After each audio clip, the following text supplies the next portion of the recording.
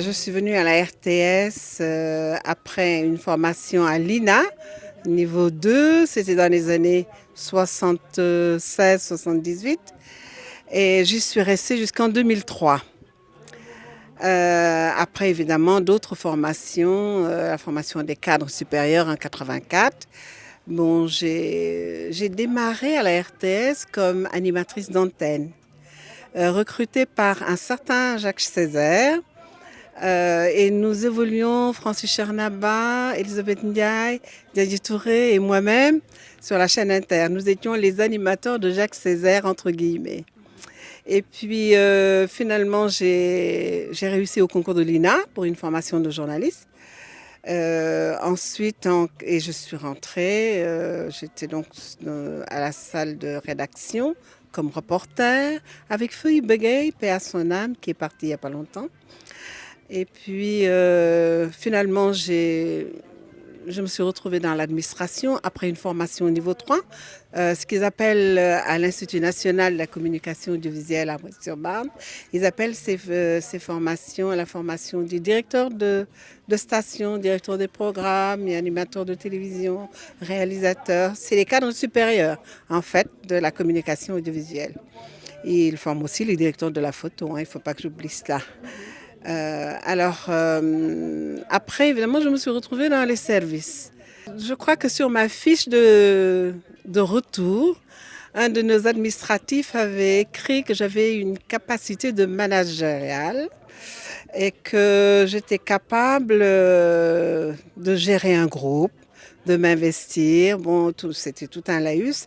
Je l'ai lu bien après, mais bon, au départ, je ne savais pas pourquoi, en tant que voulant rester dans des salles de rédaction, on m'emmène dans les services. Mais c'était surtout ça. Alors, évidemment, j'ai géré les programmes, d'abord la nationale au niveau de la radio. Ensuite, j'ai fait la production et la coproduction au niveau de la télévision. Et les programmes de la télévision, j'ai géré la programmation.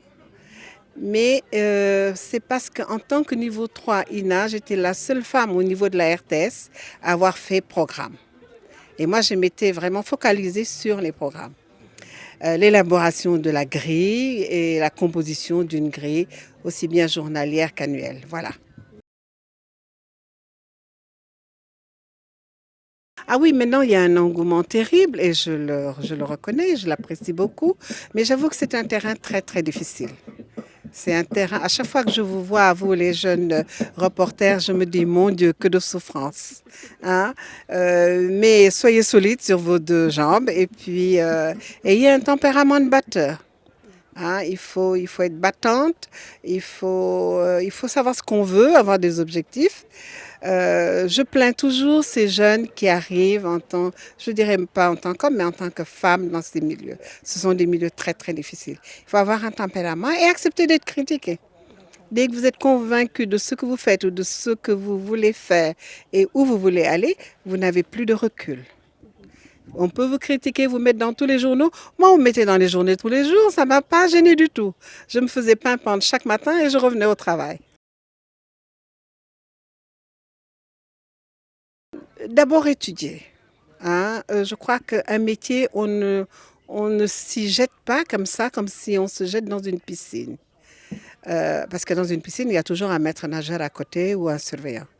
Et il faut étudier les rouages, il faut avoir une bonne capacité intellectuelle, il faut au maximum maîtriser la langue française, puisque c'est notre langue de communication.